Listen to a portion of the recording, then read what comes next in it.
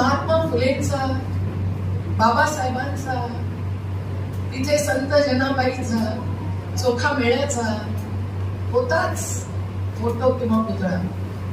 पण त्यांनी Martin Luther किंगला सुद्धा संत मानून तिथे जागा दिली. त्यांना पाहून मला पेरियारची आठवण आली.